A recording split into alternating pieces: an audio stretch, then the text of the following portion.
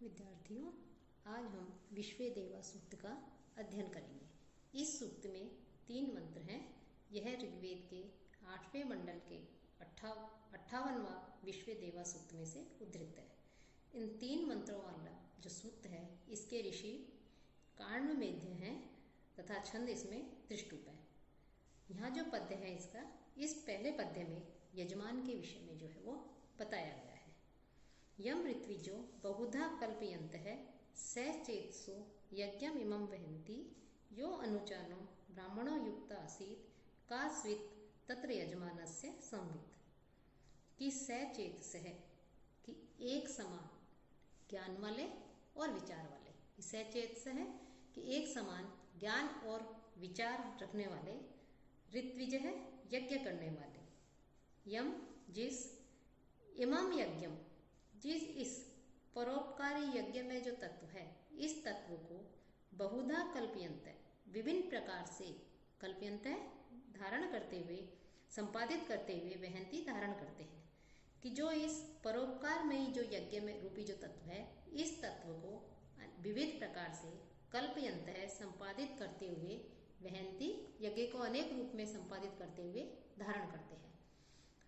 ऐसे यह जो अनुचान है और जो वेद वेदांगों का ज्ञाता ब्राह्मण है, जो ब्रह्मज्ञानी है, ऐसा ब्रह्मज्ञानी युक्त है आसी जो लगा हुआ है, और जो वेद वेदांगों का ज्ञाता ब्रह्मज्ञानी जो लगा हुआ होता है, तत्र वहाँ यजमानस्य कि जो यज्ञ करने वाला यजमान है, उस यज्ञ करने वाले का तो संवित उसका जो बोध है, उसका जो ज्ञान है, वो कास्वित भला कैसा सुखप्रद होता होगा। कि उसका जो ज्ञान है वो कैसे कितना जो है असीम सुख देने वाला होता होगा, कितना ज्ञान प्रदान करने वाला होता होगा। ऋत्विज है कि ऋत्विज जो है, ये आया है कि ऋतु पर्व होते थे पहले, उन ऋतु पर्वों पर विशेष प्रकार के यज्ञ होते थे। ऋत्विजों की आवश्यकता सारे यज्ञों में, बड़े बड़े यज्ञों में पड़ती थी। ज्ञान यज्ञ आदि जो होते थे उसमें विद्वान ही जो है वो ऋत्विज होते थे। तो उत्तम परोपकारी ज्ञान वर्धक कर्मों के जो संपादन है, उस संपादन में जो यजमान है, जो यज्ञ आदि का आयोजन कर रहा है, ऐसा जो यजमान है, उस यजमान के जो सहायक जन जो होते थे वो ऋत्विज कहलाते थे।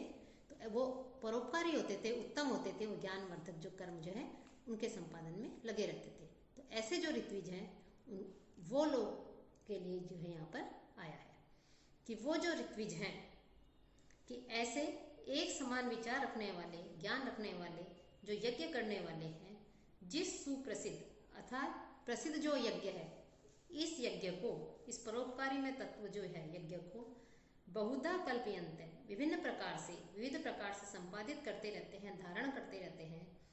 यह अनुचान है और जो वेद वेदांगों का ज्ञाता ब्रह्मज्ञानी लगा हुआ होता है, ऐसे उस यज्ञ करने वाला जो यजमान है, उसके लिए तो भला कितना असीम सुख प्राप्त होता होगा, उसे कितने अधिक सुख की जो है, कल्याण की जो है उसे प्राप्ति होती होगी।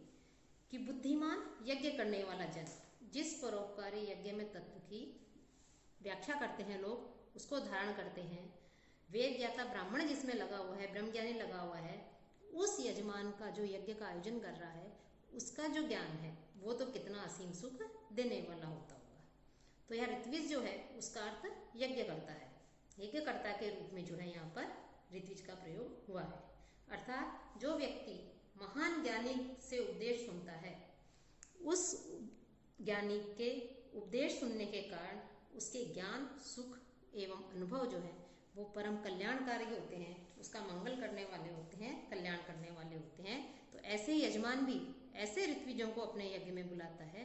तो जो ज्ञानवान है, श्रेष्ठ है, सुख देने वाले हैं, तो ऐसे ऋत्विजों के यज्ञ से जो है आने पर उसका जो कार्य है, वो यज्ञ जो है वो पूर्ण रूप से संपन्न होता है, और उनके ज्ञान, उसके उपदेशों को सुनता है, तो उनके ज्ञान, सुख और अनुभव जो है वो परम कल्याणकारी होते हैं। एक एव अग्नि बहुधा समिद्ध, एक सूर्यो विश्वम अनुप्रभूत है, एक वा उषः सर्वम इदम विभाति, एकम व इदम भी बभू सर्वम। एक एव अग्नि, एक अकेला ही अग्निदेव जो है वो बहुधा समित है, अनेक रूपों में जो है प्रदीप्त होता रहता है, जलता है, प्रदीप्त किया जाता है। एक है सूर्य, सूर्य एक ही है, आदित्य एक ही है, विश्वम अनुप्रभूत है, और जो विश्वम सारे स्थानों पर जो है अनुप्रभूत है, प्रकट होता है। कि सूर्य एक है लेकिन फिर भी अकेला होता हुआ ही समस्त लोकों में प्रवेश होकर के अनेक रूप में जो है वो प्रकाशित होता है। एका एव उषा, उषा जो है वो भी एक ही है। प्रातःकालीन जो प्रथम आकाश की जो दिव्य ज्योति होती है उसे उषा कहा जाता है। प्रातःकाल सूर्य होता है, उदय होता है, तो उस समय आकाश में लालिमा छाई रहती है और उसकी जो किरणें होती हैं उसे उषा कहा है। तो उषा प्रातःकालीन जो आकाश है तो उसमें जो सूर्य का जो प्रकाश निकलता है वो प्रथम प्रकाश या दिव्य ज्योति उषा कही जाती है। वह इदम सर्वम, इस सब कुछ को विभाति कांति युक्त करती है, प्रकाशमान करती है। और वह और इदम सर्वम, इस समस्त अखिल जो ब्रह्मांड है, विभुव, सब कुछ जो बना हुआ है, विभुव है कि जो सब कुछ जो बना हुआ है, ऐसा ये सब जो है एकम अकेला जो मूल तत्व है ब्रह्मा है, उसके द्वारा ही जो है ये सब उसमें व्याप्त है, उसके द्वारा बनाया गया है। इस संपूर्ण विश्व को अकेला तत्व जो है, जो ब्रह्म तत्व है, वो ही जो है इसे व्याप्त किए हुए है। कि अग्नि जो है वो एक ही अग्नि है लेकिन अनेक रूपों में प्रज्वलित होती है। अकेला सूर्य है लेकिन फिर भी सारे लोकों में वो सब जो है सबको प्रकाशित करता रहता है अनेक रूपों में। उषा एक ही है लेकिन फिर भी सबको प्रकाशित करती है। इसी प्रकार समस्त जो विश्व है उस विश्व को अकेला तत्व भी जो है चारों ओर से व्याप्त किए हुए है। कि यज्ञ जो है कि अग्नि जो है वो विभिन्न नाम वाली होती हैं। वड़वा अग्नि, दावा अग्नि, जठरा अग्नि आदि अग्नि के और भी भेद हैं। कि ये जो है अग्नि, वैसे अग्नि का पोषक देव एक ही है लेकिन उसको विभिन्न नामों से जाना जाता है। सूर्य जो है वो भी एक ही है, भिन्न भिन्न दिखाई देता है आकार वाला, लेकिन फिर भी जो है वो सूर्य प्रतिदिन अलग अलग दिखाई देता है लेकिन फिर भी वो एक ही है। कि साहित्य में भी द्वादश साहित्य है या 12 प्रकार के सूर्यों की कल्पना की गई है।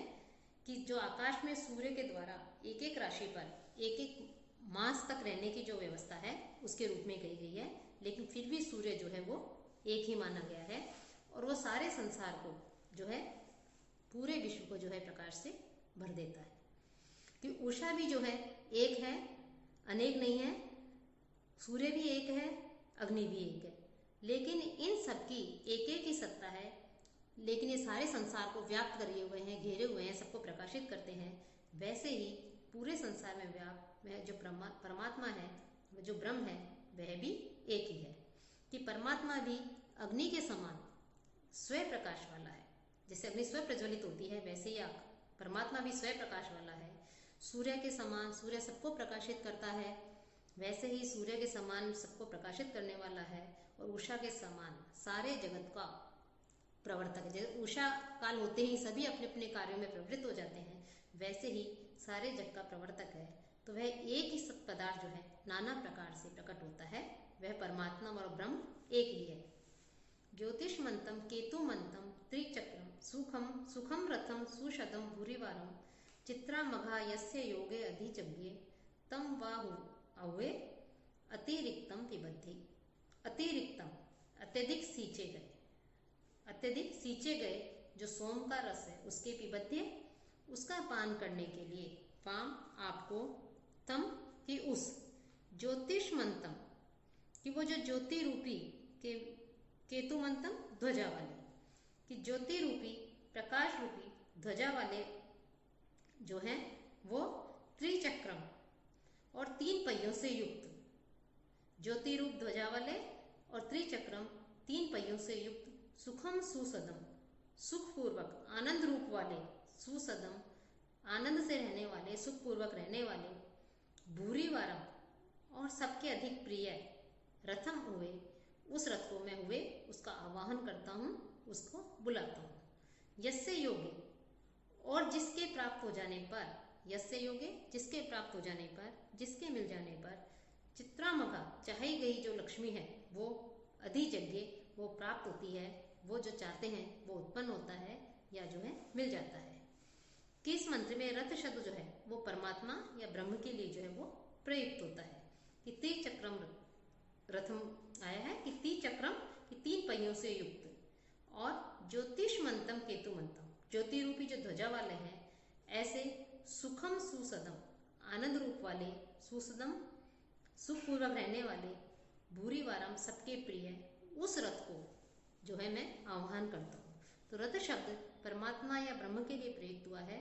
वह आनंद रूप, सर्वत्र, गतिमान, व्यापक या सर्वदा एक रूप में रहने वाला है और स्थिर है। वह केतु मंत्र या बुद्धिमान है, जिसका ज्ञान संसार के प्रत्येक पदार्थ से जो है हमें प्राप्त होता है। तो इस प्रकार से यहाँ जो है रथ शब्द जो है वो परमात्मा या ब्रह्म के लिए जो है प्रयुक्त हुआ है, और यहाँ पर जो है स्तुति की गई है।